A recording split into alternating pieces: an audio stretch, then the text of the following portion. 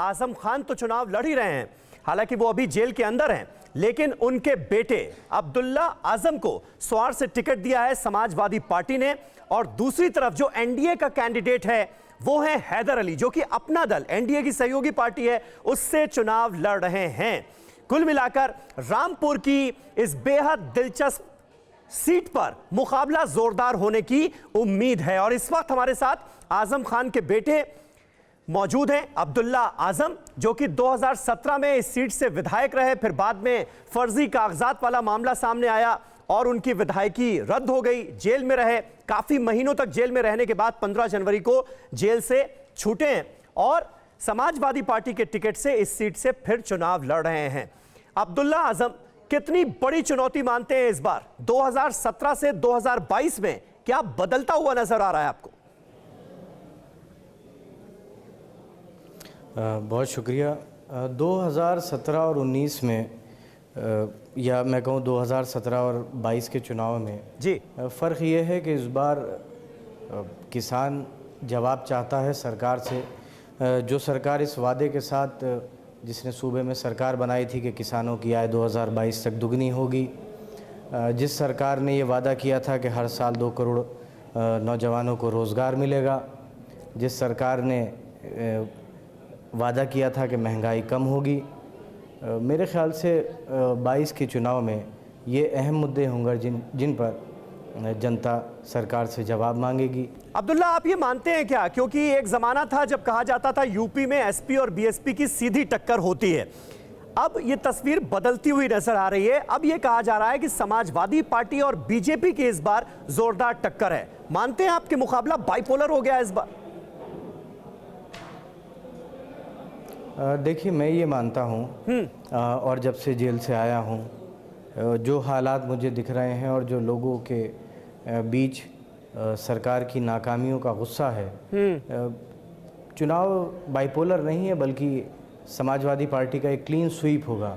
आखिर समाजवादी पार्टी की क्या मजबूरी है कि जिन लोगों पर संगीन इल्जाम हैं उन्हें टिकट देना पड़ रहा है? दागी उम्मीदवारों को क्यों कैंडिडेट बना रही है? और इससे वो जोड़ रहे हैं गुंडागर्दी से।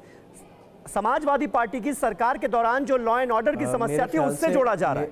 और जब ये बातें होती हैं अब्दुल्ला, तो आपका नाम लिया जाता है, नाहिद हसन का नाम लिया जाता है जो कैराना से उम्मीदवार हैं, आपके पिता आजम खान का नाम लिया जाता है जिनके ऊपर 100 से ज्यादा केसेस इस वक्त चल रहे हैं, जेल के अंदर वो हैं।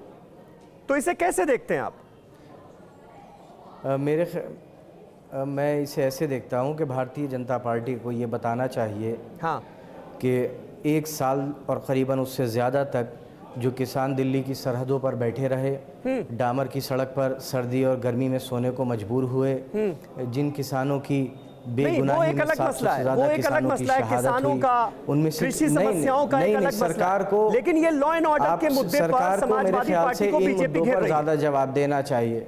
अब्दुल्ला, आप समाजवादी पार्टी से एक बार फिर चुनावी मैदान में होंगे, स्वार से चुनाव आप लड़ रहे हैं, लेकिन इस बार समाजवादी पार्टी की स्टार प्रचारकों की जो लिस्ट आई उसे देखकर क्या आपके परिवार को भी झटका लगा? आजम खान साहब का नाम नहीं है इस बार? नहीं, ये मैंने कहा ना, ये कुछ चीज़ें ऐसी हैं जो इस वक्त जिनका कोई मतलब नहीं होना चाहिए।